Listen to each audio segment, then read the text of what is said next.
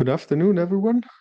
We welcome you to our today's webinar about public models in Transkribus. Let's have a quick look at what we will talk about today. I will first give you a brief introduction about public models in Transkribus and introduce today's webinar. Then my colleagues will take over and give you an overview of the standard models in Transkribus, so public standard models, and then also public supermodels. We have some great news about that to share today. And we will also give you an introduction into how to use public models in Transkribus. So we will jump into the software and have a look there, because hands-on, it's always the easiest to understand how to use a tool or a feature. And yeah, at the end of this webinar, we will also have something more to share, which is a preview to our new model space. We already have released it to our beta version, but yeah, we will have a look at that as well, what things will change and hopefully make the usage of Transkribus easier. Yeah, we're happy to share that with you today. And finally, we will also have a Q&A session. So all the questions you might have and we were not able to answer during the webinar, we will come back to them at the end of the webinar. But if you have any questions during the webinar, just use the chat. We will also try to directly answer them if possible. And if not, as said, we will come back to them at the end of the webinar and try to go through them. So, but first, let's have a look who's here today with me. First, we have Sonia from our user success team. You might have read her name, at least if you have opened a ticket with us. So she's very diligently working in our help desk and answering all the questions you might have. Then we have Helene from our comms team, who's putting out all the nice content that you might encounter on all the different channels we have here at Transkribus. And yeah, finally, it's yours truly. I'm part of the board of directors here at Transkribus, and I'm managing the product development of our great platform. Talking about our platform, just to reiterate very quickly, what is Transkribus? Transkribus is an AI-powered ally, as we like to say, that helps you to reduce the time-consuming work and lets you focus on the fun work to work with historical documents, and get the stories that are covered in those historical sources out and unlock them. But first, a very brief introduction. You might have encountered this situation that you have a bunch of documents in Transkribus and want to work with them. One very quick solution, as you might have already encountered, are public models. That's why we're talking about them today. But there's a lot of them. We have more than 240 public models available, and very often you stumble upon the problem, which model to use. And we will try to give you that answer today, how to look for the models, how you can filter for models, what you need to know about models. All those questions we've tried to cover with today's webinar. So we hope that after this webinar, all these questions might be answered and you know how to find the best model for your use case. If we very quickly come back, how to use Transkribus and what's the standard workflow. Obviously, there's a lot of different workflows. From a conceptual point of view, you obviously upload your material, then you want to recognize it, maybe edit it, and then share and export it. With public models, this is the quickest way to do so, as the text recognition part does not need any additional work from your side, as you can just use already to use model in the Transkribus platform. Transkribus does also offer the ability to train your own models. We've covered that in a previous webinar in autumn. You can look that up on YouTube if you want to, where we have had a deep dive into all the specifics of training models. Actually, we had even two webinars, so a beginner's webinar to train models and an advanced webinar. But today we talk about those models that have already been trained and are ready to use. And without further ado, I will hand over to my colleague Sonia now, that will give you a good introduction into public models. So take it away, Sonia.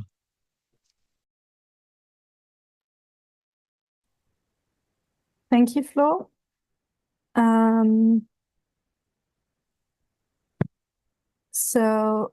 We will first have a look at the public models and what they are and what kind of models there are as an option to use for your recognition, text recognition. So what model should you use to get the best results for your text recognition? So first of all, what is text recognition? Text recognition converts printed or handwritten text into digital text using existing or custom AI models. And you can use either public models or custom models. Custom models are models trained by yourself on your material. They are more tailored and with a higher accuracy because they are adapted to your material.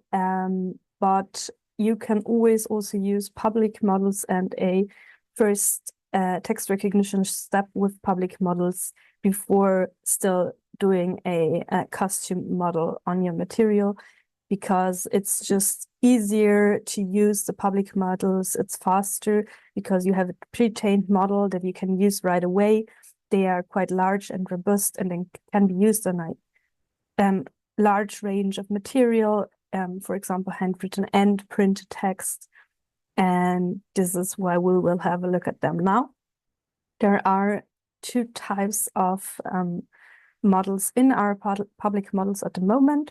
There's on the one hand the standard models. They are trained on data from and by the community or user provided data, and they are customized to specific material, meaning if you have quite specific material from a specific time period, for example 16th century English script, you can probably find a standard model that can already with a quite nice result recognize that script.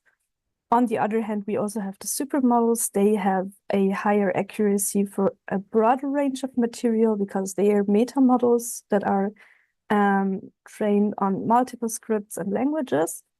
And for now, we will have a closer look at the standard models and then in a moment at the supermodels. So in general, public models are AI models provided by the community or Transkribus, allowing users to start transcribing immediately. And we now have over 240 plus public models at the moment in Transkribus, which you can find in our gallery.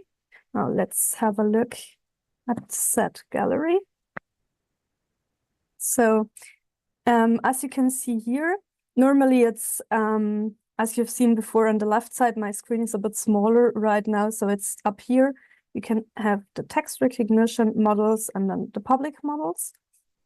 And next to the text recognition models, you also have layout, field, and table models.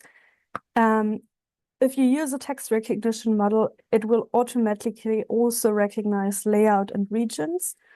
But if that recognition isn't really satisfactory for your material, or if you have, for example, specific needs, for example, you have table material or you have specific regions you want to recognize first, you can use fields and table models. However, the public models there aren't that many yet. We hope we can change this soon in the future and add some more models, but in the meantime, it's also quite a nice place maybe to start for you with training a model there. And field and tables, also to note here, are both only available for Scholar and higher subscription plans. So back to text recognition. Here you can see the public models, and down here you can now see all 248 right now models, public models. And to find out which is the best model for your material, you can use filter as a help and either filter for a name. I don't know if we already, maybe the English. Now we have Eagle, which I already know and can search for by name or by model ID. Or on the other hand, if I don't know the name, I can search for the language, for example, English. let's not use Old English, just English here. And I want to further narrow my search down because the material could be only handwritten and will only start in the 17th century. And now, in this case, I get a result of 3 different models. One of them is a supermodel, but this we will hear later on again. And the other 2 are standard models. And I'm now looking at the description on here and can differentiate between the 2 models with 2 rates. One is the CER, the character error rate, which tells us essentially how many characters have been described incorrectly by the recognition model. Meaning if the CER is quite low, I have had not that many error or characters misidentified in the training. And yeah, that means it's quite a probably well-performing model. In general, we say that anything under 10% is will give you quite nice results, but this depends on the material, on the model, especially if you train a model yourself. On the other hand, I'm also looking at the training set size because the more pages the model was trained on, the broader is range of the model most of the time. And so in this case, I would probably use for my material of the 2, you can see here, the Transkribus English handwriting and free. And if I now also want to look for field models, which again, now I can't see anymore, but we can have a look here. I don't know. This already happened before. I think because the filter is still set. Oh, thank you. So I That think makes refreshing sense, the yeah. page should do the job. Thanks. Yeah, I already wondered before why this was happening. That makes sense. Thank you, Flo. Yeah. So here you have, for example, the Marginalia monarch. And as I said, we don't have that many public models in here yet, but you can also differentiate those models, or at least have a look at how well they perform here with the mean average precision rate, which in this case would be 86%. And in general, everything above 60% could be seen as a good enough performance.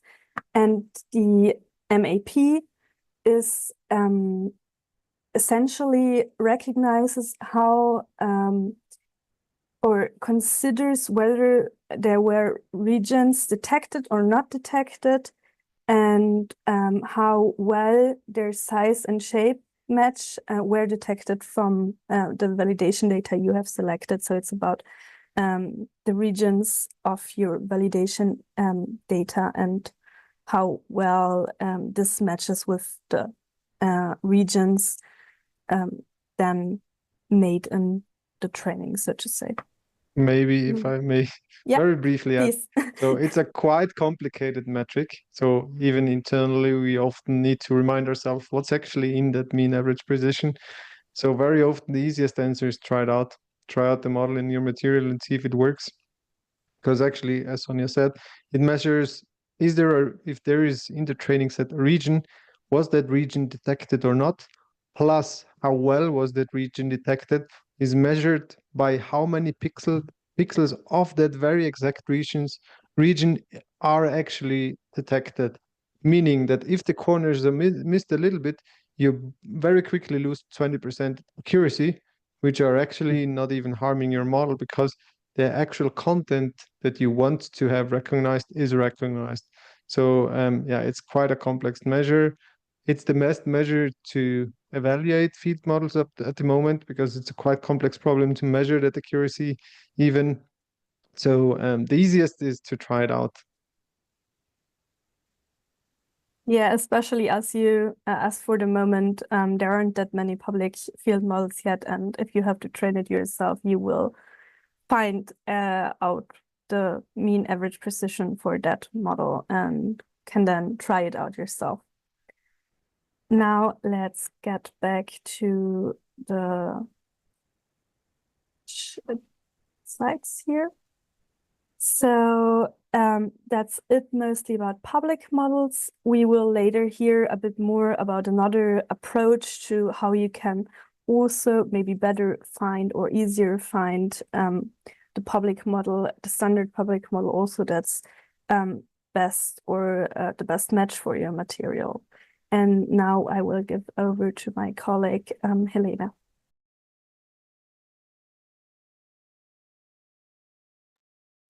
Thank you, Sonia. I'm just switching to my screen.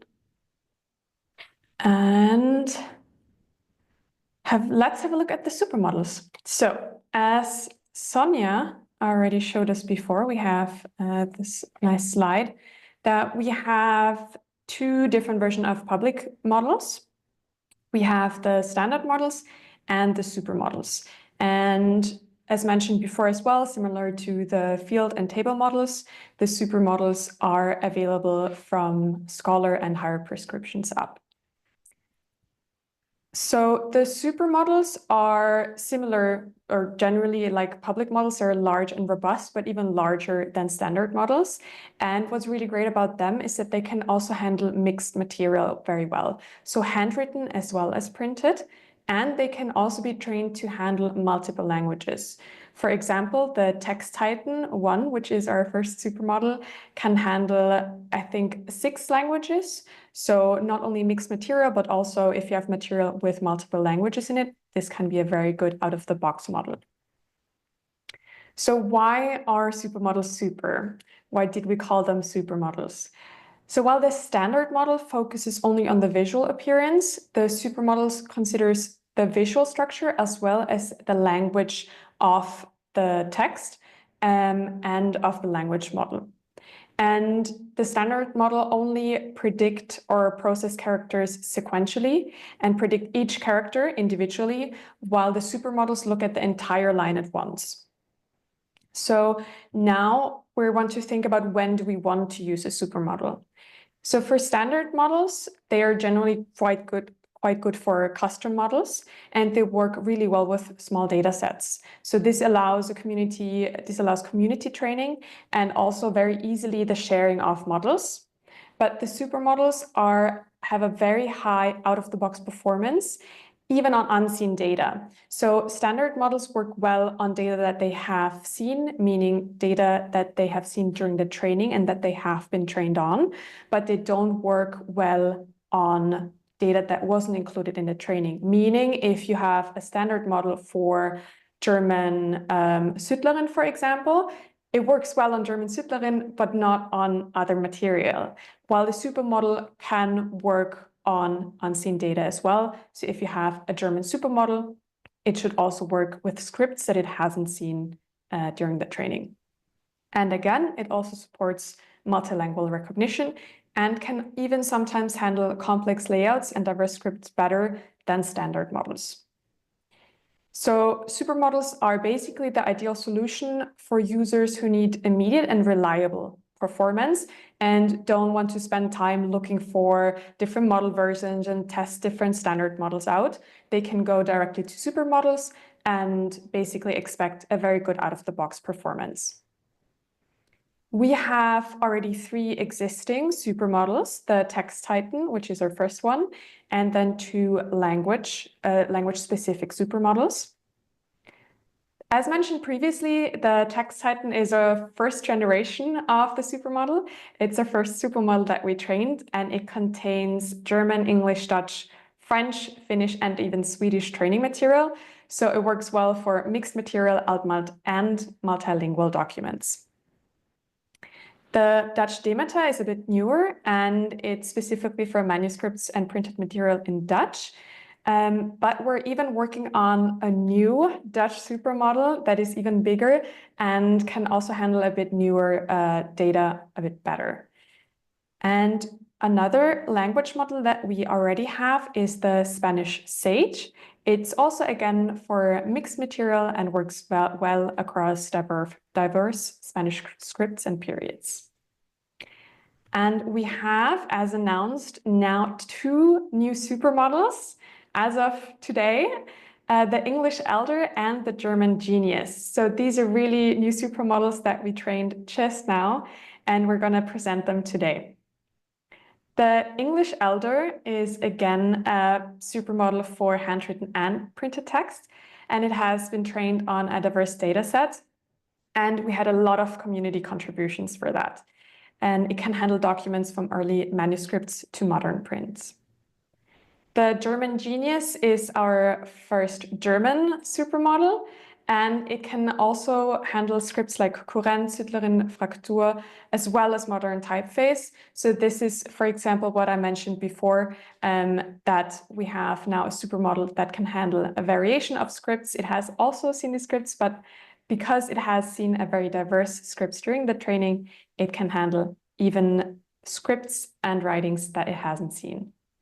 And in the training, we processed texts from the 16th to the 20th century, and therefore it can also read the texts during those centuries and during those time periods very well. So let's have a look at the difference of standard model versus supermodel. So we mentioned before quickly when or why you should use a standard or supermodel. And here we really see the difference of using a standard or a supermodel. As an example, we have the Shakespeare Testament. And you can see in the first line with the reference, the text that was written there. Right below is the result of our English Eagle model, and the English Eagle model is one of our standards model. You can see that the result is quite good, but there are a few more mistakes that are happening than in the result of the English Elder, which is our new supermodel. So if you compare, for example, just the first line, the 4th word, which is bodies, was transcribed correctly in the supermodel and unfortunately incorrectly in the English Eagle. Now with the supermodels, or the language-specific supermodels, they are smaller models than the Text Titan, which is our first supermodel that we made. So because it's a bit smaller, the Text Titan can sometimes be better, but with a newer text, these language-specific supermodels can be better than a Text Titan, or can be better for the respective language. So again, we recommend you try out the model and see which model works best for your material. Yeah, let's have a look in the software, and I can show you what that looks like when we use the different models. So I have pulled up here our transcription. This is the text editor that we're looking at. On the left side, we have the Shakespeare Testament. We have the text here. On the right side, we have the transcription of the text. And we have used a few different models to compare the results. And by clicking on this watch icon, clock icon, I can look at the version history, and we can directly compare the results and see the difference that the different models make. So here we have the result of the English Elder supermodel. As you can see, this is the result that we also had in the slides. And if we check our Palaya, the English Eagle, the standard model, this was the result with using the standard model. So it's still quite a good result if you look for an automatic transcription and you don't want to do the manual work. It is quite good, but you'd have to do more editing. And if you're looking for a better, again, out-of-the-box kind of experience, then you see that the supermodels give a better result immediately. I think that was it for the supermodels. Yes. And now we'll have a look at how we actually get from just this, the page, to our automatic transcriptions. So how did we apply those supermodels that I mentioned here? Just a quick checking. Do we have questions from the chat so far? Or should I continue with showing how to use and apply a public model? There's actually just one question. So if you have already applied the model, how to rerun? Basically, you can just start the recognition again. It depends a I little can bit on show what that you want. maybe. Yeah, that's a good idea. But it also Yeah. depends a little bit what you want to do with the layout. In this specific example, we have, for instance, only done the layout for half of the page for the sake of complexity. So here, actually, I mean, the text is already not super easy, but the entire layout, so the lines are quite messy. So we first corrected the layout a little bit to focus on the text recognition. If you want to maintain that, it's quite easy. Just start another recognition with a supermodel and it will be contained. If you want to have a different layout recognition, then yeah, you would need to start from scratch and delete everything before you rerun it. Yeah, I can show that immediately in the platform. I think that's probably easier to explain how to rerun a different model. So I'm just taking this page that we have here in our document, and I select the page that I want to recognize. Of course, I can select multiple, or I can select the entire document just to show how it works. I'll select this page. Then I click on recognize. And now we see the overview of the model page that also Sonia showed us before. And here we can now select a model that best fits our material. So we also often have questions of how can I improve the result of the transcription? And this is a very big part of that, is to make sure that you actually have the right model for your material. So let's say I have now a text that is English handwriting. I want to make sure I'm not selecting, for example, the Duchess, which is for Dutch material, but I want to make sure I'm looking for a model that is actually for English and for English handwriting. So let's try out the English Eagle, for example. So I can see here, okay, English Eagle is for handwriting, and I can have another look at the CR at the character error rate, and I see it's below 10, so I'll probably get quite a good result. And once I have selected the model, I click on Start Recognition, and our Palaya job, the text recognition job, has started. This can take a few seconds, because the model has to go and do the job of analyzing the page and recognizing the material. And let's see if we have a result. Is that already? I don't think the job has finished just yet, but let's see if the job is finished. It's still running. Let's wait a second. We can see the result of the public model. But basically, what you can see here is I already have a transcription. So what I'm doing now is what the question was before. I'm letting another model run over. Basically, I'm doing a rerun of a new model of the transcription if I'm not happy with it, with the result. Let's maybe reload the page.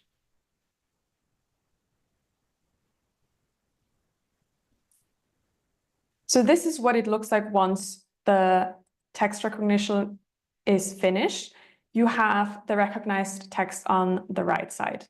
I can also show you what it looks like if I'm looking, or if I'm using, if I selected a wrong model, just to compare what selecting the right model does and how much it makes a difference.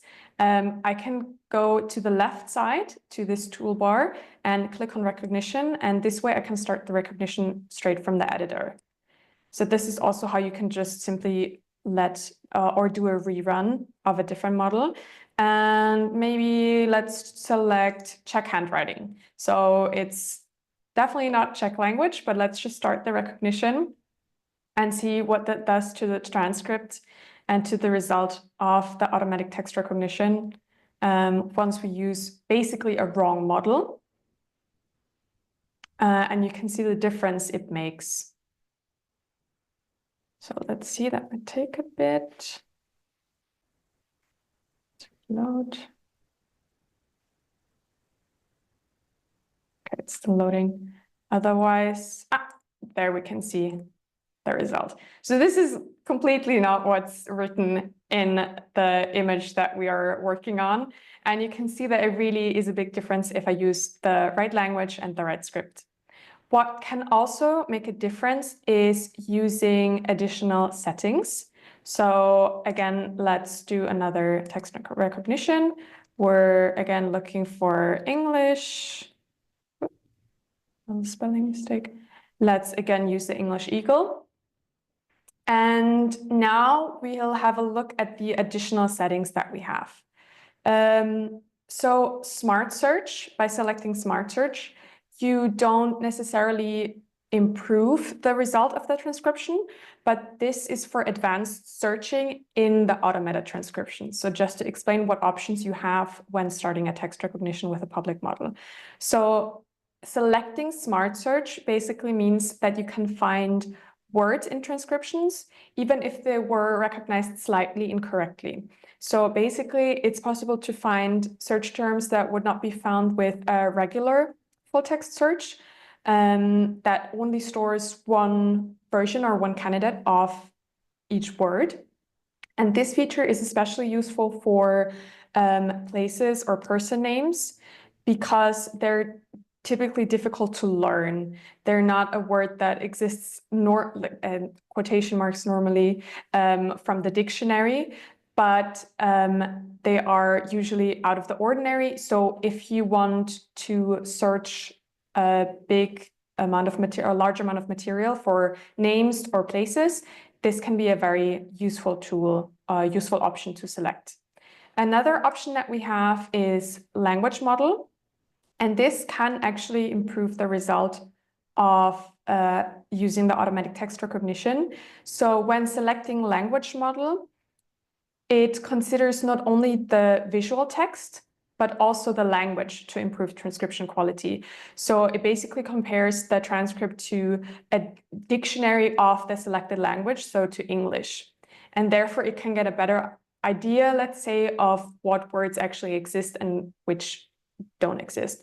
So the positive effect here needs to be also tested on a case-by-case basis, because if you have material with a lot of again names or place names, there could be no improvements. They're probably not found in a dictionary. So this is something that you can test. But for now, let's keep it selected and we'll see if it has a positive effect on the material that we're working on. Then we also have advanced settings. And what you can select here is restrict unstructured tags. So what you can do here is add tags that have been added to regions. And by selecting these, you limit the automatic text recognition to recognize only those specific regions or text elements. And by clicking delete text from other regions, you also choose to remove the text outside of those specified regions in the document layout. Then you can also select do word segmentations. Basically what this does is identify the boundaries of each word within a line of text. This is more technical. It basically gets coordinates for each words. It doesn't improve the result of a transcription, but this can be interesting if you want to work with the material in a different way. So for now, just thinking about using public models, it's not as relevant. If you want to just have a basic text transcription and automatic text transcription, but it can be an interesting thing to select to have done if you want to work with your material further. And what you can also do is select keep original line polygons. So this preserves the layout or line boundaries. If Flo mentioned this before, if you edit the layout, for example, a little bit with public models, public standard models, what you want to do is select this, because then it saves the changes that you have made to the layout. You don't need to do this with supermodels. They automatically take over the edited and corrected layout. But for standard models, if you have edited the layout, then you click this, so it recognizes the corrected layout. So we don't have other regions here, and we haven't really changed the layout much, but just to explain what you can do with this additional and advanced settings. Now let's start the recognition again. And we can see if we have a different result. Again, just to explain, because the supermodel are already considering the visual structure of the line and the language of the text that you're working on, there are no advanced settings necessary. And if you notice a mistake in the layout and correct it, and then use the supermodel, it automatically uses the new and corrected layout for the analysis. So let's see how long it takes for it to recognize. Otherwise, I'll show you the result in the previously recognized versions. So in the version history, if you hover over the different versions, you also get some information on what you have done here. So for example, here we can see it's a Pylaya model that has been used, the English Eagle, and there was no language model used. But if we hover over this one, we see that there was a language model used. So I did this previously, so I can show you the difference. So let's have a look at this result. This was the result of the text recognition with the language model. And I think what we have here is the result without a language model.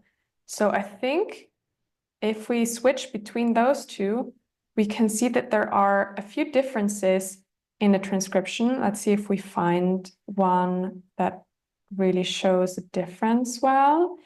I think I had one prepared, but I'm not finding it. For the time being we have here, maybe that changes here. No, revenue, I remember that was one. I'm not finding, but we can see that there are a few words that have changed. You'd have to take a closer look to see if it has actually improved the result of the transcript. But this is what basically happens when you choose a language model as an additional setting. So this is kind of how you can tweak a little bit the usage of the public models and of the standard models. And you can kind of see what gives you the best result for your material. And then you can use that on multiple pages and more material. I think, do we have something else for public models? Do we have any questions so far? I think we're good. We need to be a little bit mindful in terms of time. We're a little bit behind schedule. So, I'm sorry. I've been worry. over-explaining a bit, maybe. All right, then I'll stop sharing the screen and I'll hand over back to you, Flo. So I would take over. Thanks a lot, Helene. So it just shows how much you enjoy doing this. Yeah, so what I would like to give you now is a very brief overview, as announced at the beginning, of our improved model space. So what you have seen now are basically the workflows and how you can use all of the features in the current version of Transkribus in the web. But as said, on our beta version, we already have introduced quite a big portion of our new and improved model space. So if you go to our beta version, so beta.transkribus.org, and go to models, you will find something like this. It looks a little bit similar, but still different to the previously shown models gallery, because models are now in the primary tab of this space, as we have come across that looking for models and searching models needs to be easier. So we have redesigned basically the entire page, also added filters. There will be more filters that we added sorting, so you can easily filter and sort the models, but also have a nicer user interface to interact with them, and have the search bar right up here, so you can always just search for a model. So if you want to work with German Fraktur, for instance, or Danish Fraktur, you can, for instance, just look for that word, and all models that are containing the word Fraktur in the description or in the title will be shown. So it's 13 models that you might be interested in. You could then, for instance, sort them by number of words and see, okay, there's a number of different models that I could use. For instance, German combined handles Fraktur, this one handles Fraktur. So like this, you can more easily search models. You can also filter for language and also search the different model types here quite easily. what's more is that now when you open one of those models, for instance, the German Genius is shown here, you can click on show description and you will end up on the dedicated model page, which we have also redesigned a little bit. And primarily, we have also added the quick text recognition. So now when you want to evaluate the model, you can just open the model and very briefly drag and drop an image here and then recognize that image very quickly to understand, is that a good model for my material? So just testing on one page might be easier with that workflow.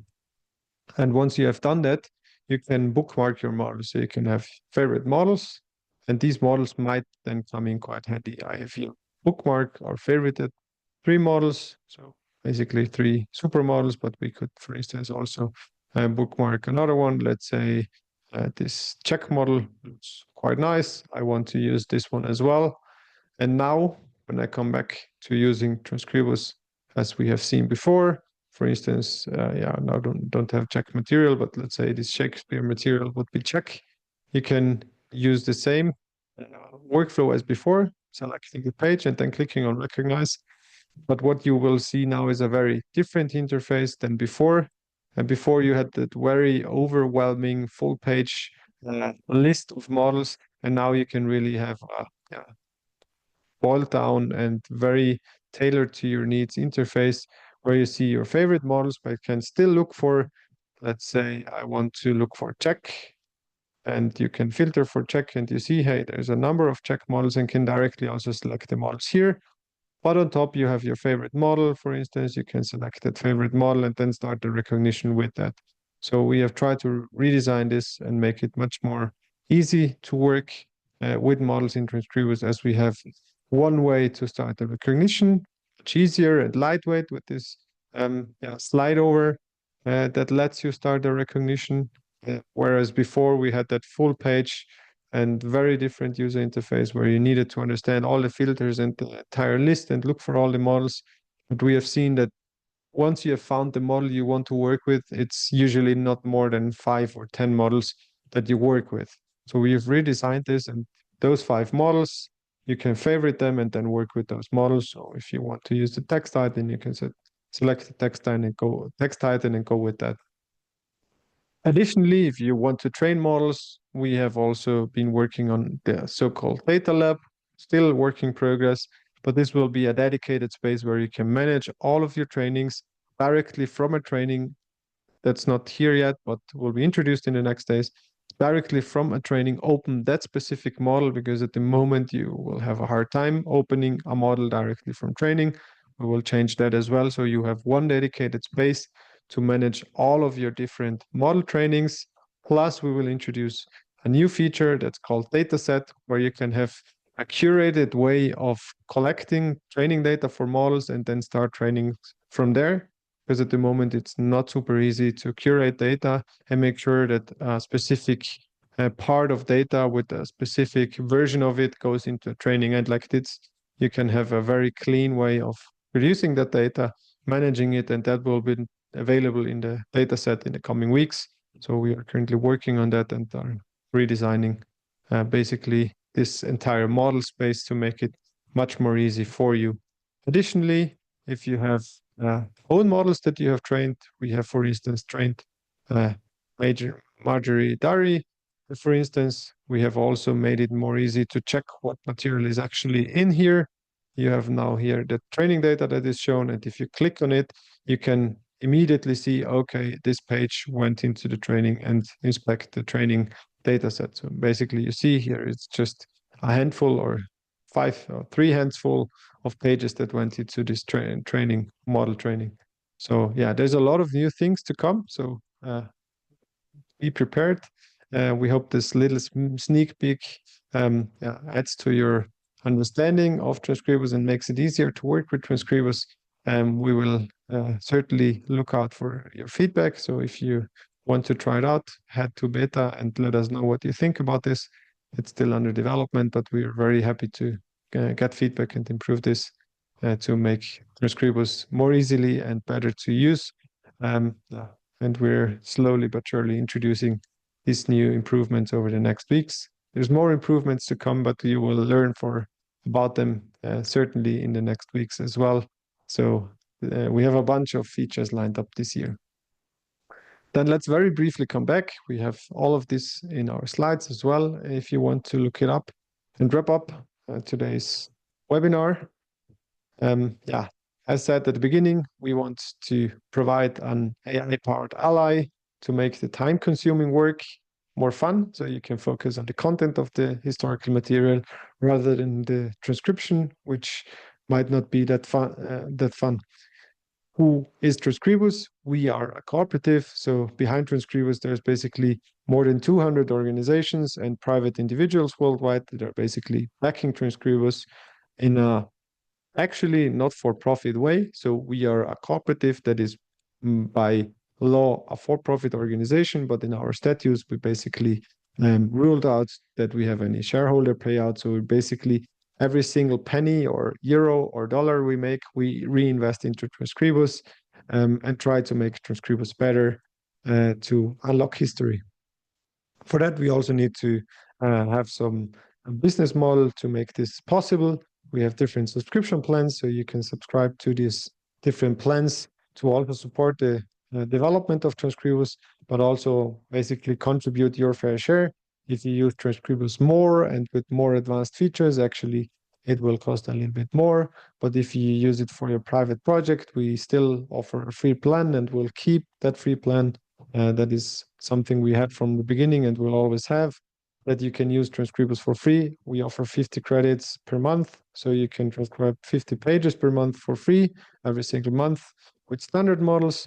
So all of those features are available. Also, the powerful editor is available for free. So you can have some quite decent private projects realized without paying anything.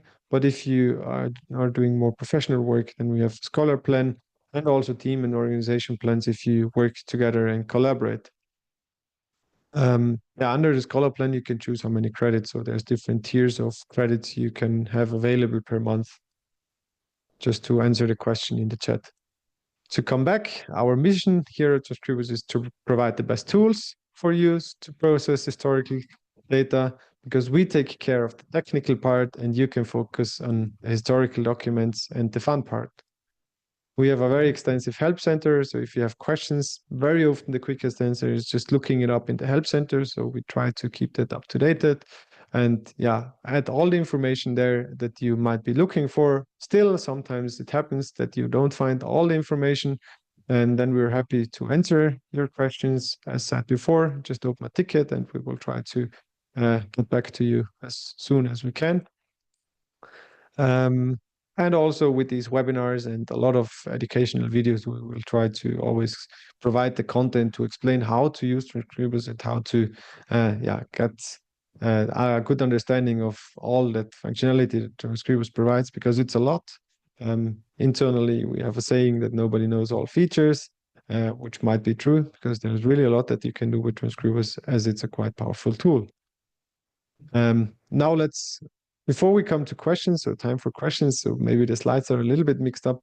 Maybe a very brief heads up. Next week on Monday, we will already have our next webinar where we will have a look at Transkribus sites, which is a very nice and powerful tool to publish your material. So once you've worked on it, you might also want to share it with the public or with colleagues, and give all the researchers, for instance, access to those historical sources, which is very valuable in times of fake news and such.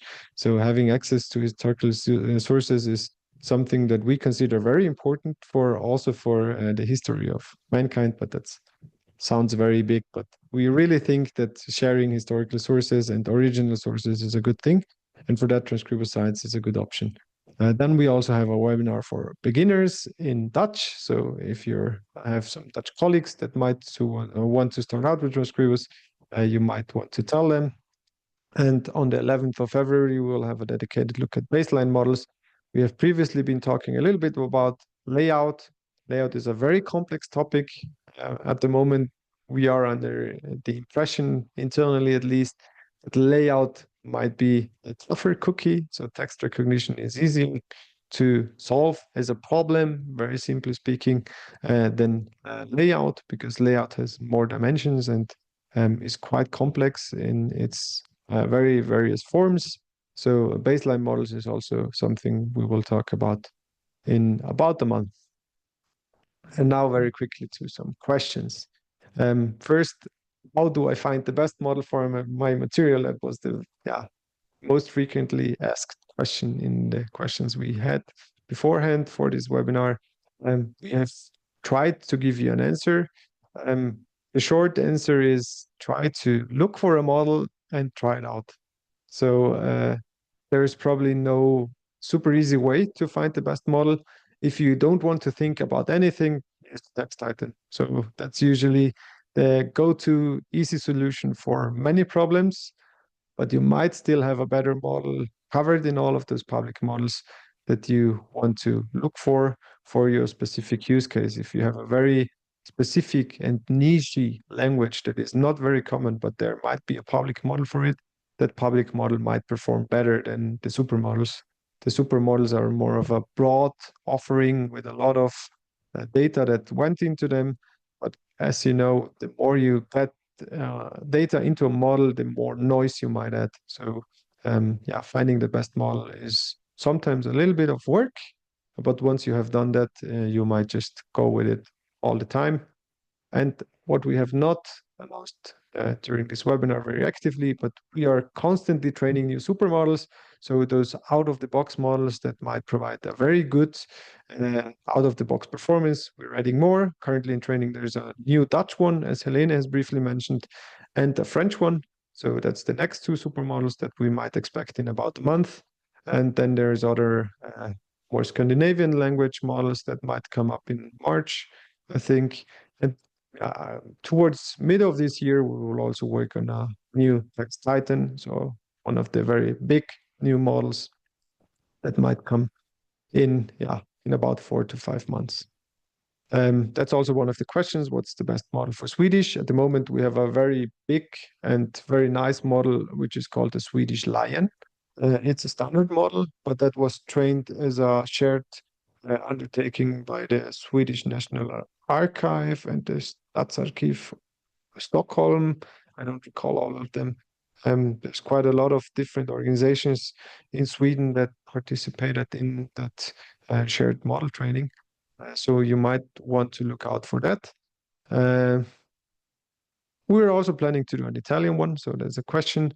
Latin, that's a more complex one. There is some Latin material in the TextTitan already. So for now, you might want to go with the TextTitan, but we could also look into training a specific supermodel for Latin.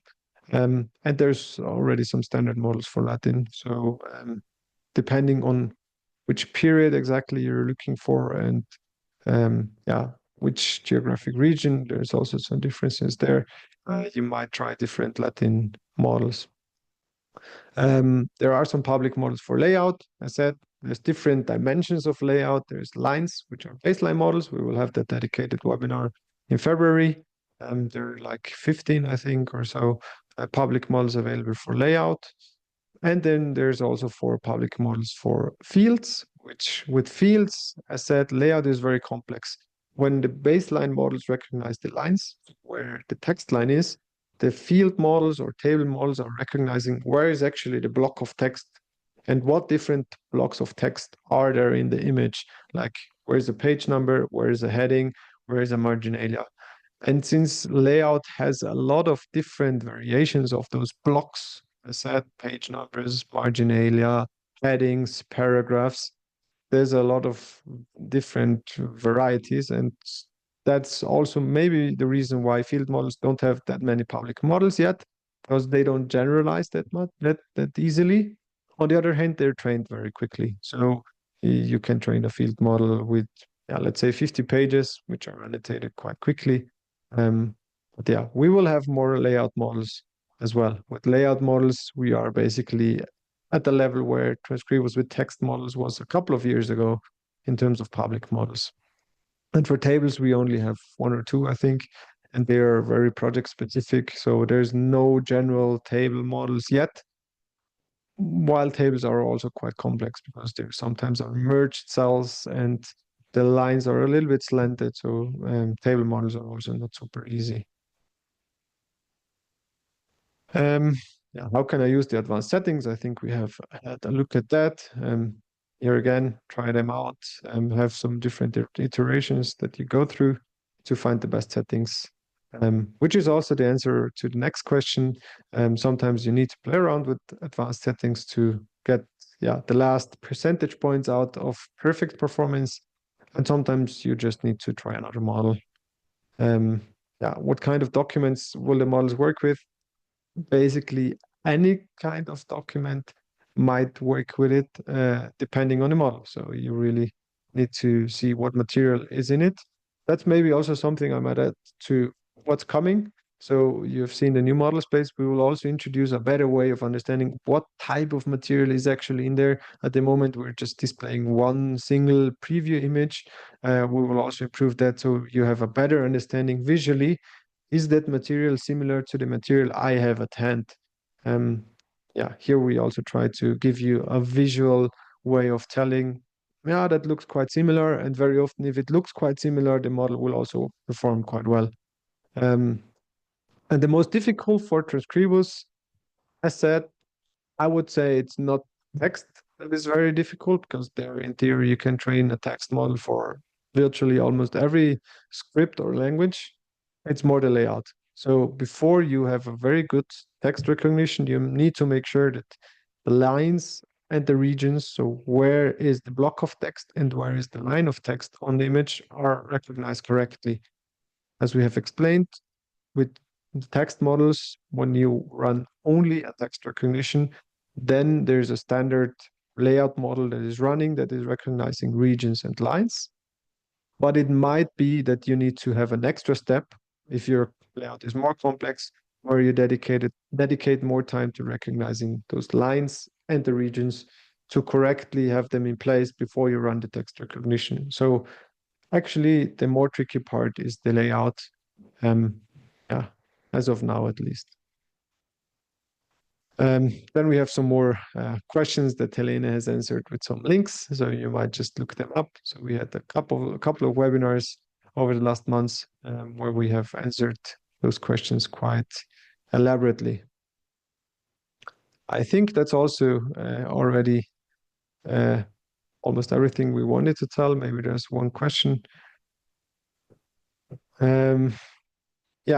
The question about the French models. So we have, as said, a very broad user community. We have own material from projects that we might add, that the projects have agreed to add, and then also community contributions. So we, as a platform, have a very broad set of documents that can go into that.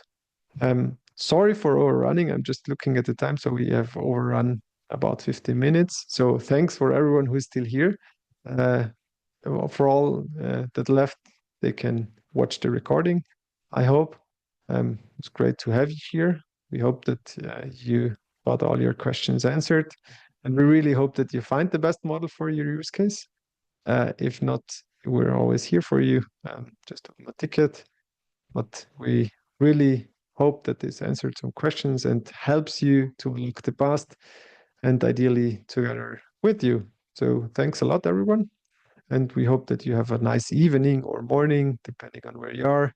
If it's in the night, then an extra thank you for joining. And see you soon then.